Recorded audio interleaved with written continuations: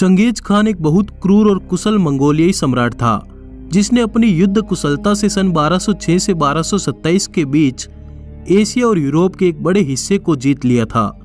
Genghis Khan का नाम सुनकर अच्छे अच्छे सूरमाओं के पसीने छूट जाते थे। चंगेज खान और उसकी सेना जिस भी क्षेत्र से गुजरती थी, अपने पीछे बर्बादी की कई कहानियां छोड़कर चली जाती थी। आइए डिमांडिंग पंडित के साथ जानते हैं इस क्रूर शासक के जीवन, युद्ध कुशलता और अत्याचारों से जुड़ी 12 बातें। चंगेज खान का जन्म और बचपन। चंगेज खान का जन्म सन 1162 के आसपास मंगोलिया के एक खानाबदोश कबीले में हुआ था।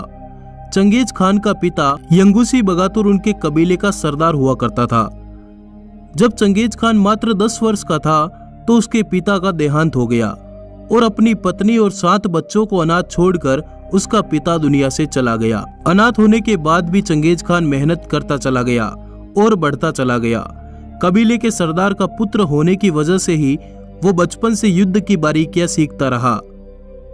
बचपन में चंगेज खान बहुत गुस्सैल था। एक बार उसके भाई ने उसकी मछली चोरी करके खा ली। इस पर चंगेज को इतना गुस्सा आया कि उसने अपने ही भाई को मार डाला। चंगेज खान का धर्म, वो मुसलमान नहीं था। चंगेज नाम के साथ खान लगा होने की वजह से अधिकतर लोग यह मान लेते हैं कि वह मुसलमान था, जबकि ऐसा नहीं है। चंगेज खान का असली नाम तेमुजिन था। चंगेज खान ने अपनी कुशलता से शुरू से अपने कबीले में अच्छा खासा प्रभाव बना लिया था। मंगोलों की सभा ने उसे अपना सरदार घोषित कर दिया और उसे कागान की उपाधि दी। मंगोल सेना में सेना के सरदार या कागान की उपाधि पाने वाले को खान कहा जाता था। कागान का अर्थ होता है सम्राट या सरदार। चंगेज नाम उसे बाद में मिला, जब कई कबीलों ने उसकी अधीनता स्वीकार कर ली और पृथ्वी का एक बड़ा क्षेत्र उसके कब्जे में आ गया। तब उसे मंगोल कबीले के लोगों ने चंगेज नाम से नवाजा, जिसका अर्थ था विश्व समुद्र। तेमुजिन अब चंगेज खान बन चुका था, जिसका मतलब होता है विश्व सम्राट। ऐसे की थी अपने विजय अभियानों की शुरुआत। तेमुजिन जब कागान या खान बना तब उसकी उम्र 51 साल हो चुकी थी। इस उम्र में ज्यादातर आदमी शांति और आराम चाहते हैं, पर उसके लिए तो यह विजय यात्रा के जीवन की शुरुआत थी। एक कहानी के अनुसार एक बार चंगेज खान शिकार से वापस लौटकर जब अपने ठिकाने पर पहुंचता है तो अपनी जवान पत्नी को गायब पाता है। बाद में उसे पता चलता है कि एक दुश्मन कबीले के लोगों ने उसकी पत्नी का अपहरण कर लिया है। इसके बाद चंगेज खान अपने कबीले के लोगों को संगठित करके अपनी पत्नी को छुड़वाने के लिए कई लड़ाइयां लड़ता है। अपने बीवी के मिल जाने के बाद भी वह अपनी जीतों से उत्साहित होकर लड़ाइयां जारी रखता है और दुनिया में सबसे ज्यादा क्षेत्र जीतने वाला सम्राट बन जाता है। जीत लिया था 3 करोड़ 30 लाख वर्ग किलोमीटर का क्षेत्र। चंगेज खान ने 1206 से 1227 के बीच दुनिया के एक बड़े हिस्से पर कब्जा कर लिया था, जिससे उसका साम्राज्य लगभग 3 करोड़ 30 लाख वर्ग किलोमीटर में फैल चुका था, अर्थात पूरी दुनिया के 22% भाग में फैला हुआ था। चीन से लेकर रूस, अफगानिस्तान, ईरान, इराक और हंगरी तक चंगेज खान का साम्राज्य फैला हुआ था। इतना विशाल साम्राज्य चंगेज खान के बाद मंगोलिया में दूसरा कोई सम्राट नहीं जीत पाया। चंगेज खान की युद्ध कुशलता। मंगोलिया के खानाबदोश लोग बड़े ताकतवर थे, लेकिन इनकी ताकत इनके ज्यादा काम न आती अगर इन्होंने एक योग्य सरदार पैदा न किया होता। ये योग्य सरदार था चंगेज खान। चंगेज खान बड़ी सावधानी और समझदारी से युद्ध करता था। उसने अपने सैनिकों को खास तरह की ट्रेनिंग दे रखी थी। सबसे ज्यादा वह घोड़ों को सिखाता था और इस बात का खास इंतजाम किया था कि युद्ध में एक घोड़े के मरने के बाद दूसरा घोड़ा फौरन सैनिकों के पास पहुंच सके, क्योंकि उस समय युद्ध में तेजी के लिए घोड़ों का बहुत ज्यादा महत्व था। युद्ध में भले ही चंगेज खान की सेना विरोधी सेना से कम होती, पर पक्के अनुशासन और संगठन के कारण जीत चंगेज खान की सेना की ही होती। 4 करोड़ लोगों की मौत का जिम्मेदार था चंगेज खान। चंगेज खान को एक तो उसके साम्राज्य विस्तार तो दूसरा उसकी क्रूरता के लिए जाना जाता है। अपने विजय अभियानों के दौरान वह जिस भी क्षेत्र में जाता, शहरों के शहर तबाह कर देता और खूब मारकाट करता। एक अनुमान के अनुसार उसने अपने समय की 11% आबादी का सफाया कर दिया था, जो तकरीबन 4 करोड़ बनती है। उसकी बर्बरता का अंदाजा इसी बात से लगाया जा सकता है कि उसने सन 1219 में ईरान पर हमला करके वहां की 75% आबादी का समूल खात्मा कर दिया था।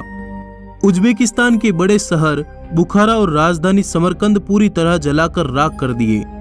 बुखारा की 10 लाख की आबादी में से मात्र 50,000 लोग ही जिंदा बचे थे।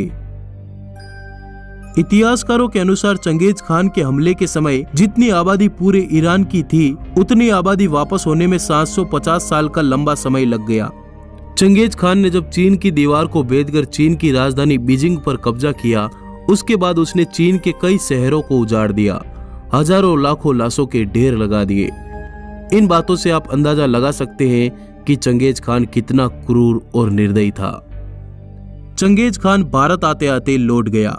चंगेज खान ने ईरान में जिस राजा खारजम पर हमला किया था, उसका लड़का जलालुद्दीन भागकर सिंध नदी तक चला आया और दिल्ली दरबार में आश्रय लेने चला गया।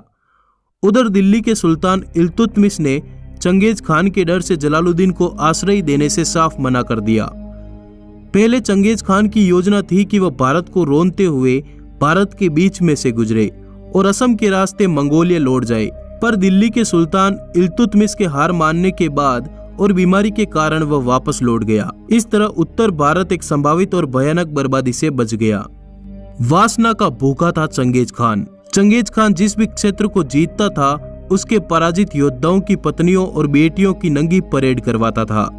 वह उन स्त्रियों का चयन करता था जिसके साथ उसे हम बिस्तर होना होता था। महिलाओं को वह उनकी छोटी नाक, लंबे रेशमी बाल और मधुर आवाज से पसंद करता था। बाकी बची स्त्रियों को अपने अधीनस्थ अधिकारियों और सेनापतियों की छावनी में भेज देता था। जीवित है चंगेज खान के 1.5 करोड़ वंशज। चंगेज खान की कई पत्नियां थी।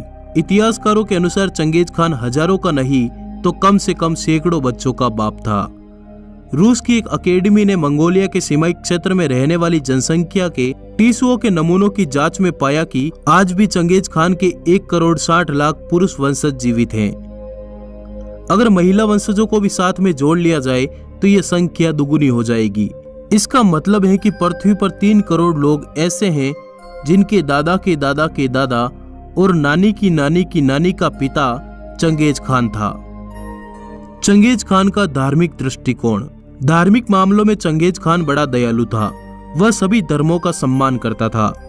चंगेज एक विचारधारा समावाद को मानता था, जिसे आप उसका धर्म कह सकते हैं। समावाद में नीले आसमान वाले देवता की पूजा होती है। चंगेज खान ताओ धर्म गुरुओं से भी खूब ज्ञान संवाद करता था। अपने मरने तक चंगेज खान समावाद पर ही कायम रहा और जब भी कठिनाई में होता तो वह नीले आकाश की तरफ देखता था। चंगेज खान को बाज पालने का भी शौक था। उसके पास तकरीबन 800 बाज थे। चंगेज खान की मौत। यह कोई नहीं जानता कि चंगेज खान की मौत क्यों हुई और उसे कहां दफनाया गया था या जलाया गया था। एक कहानी के अनुसार घोड़े से गिरने की वजह से उसकी मृत्यु हो गई थी। चंगेज खान 1227 में 65 साल की उम्र में एक बड़ा इतिहास अपने पीछे छोड़कर इस दुनिया से चला गया। चंगेज खान के उत्तराधिकारी। चंगेज खान की मृत्यु के बाद उसके लड़के ओक्ताई ने मंगोल साम्राज्य की गद्दी संभाली। चंगेज खान के मुकाबले वह दयावान और शांति प्रिय था। वह कहा करता था कि हमारे कागान चंगेज ने बड़ी मेहनत से हमारे शाही खानदान को बनाया है। अब समय आ गया है कि हम अपने लोगों को शांति दें। चंगेज खान के मरने के बाद भी उसका साम्राज्य 200 सालों तक टिका रहा। धन्यवाद दोस्तों, इस वीडियो को लाइक जरूर करें, जुड़े रहिए।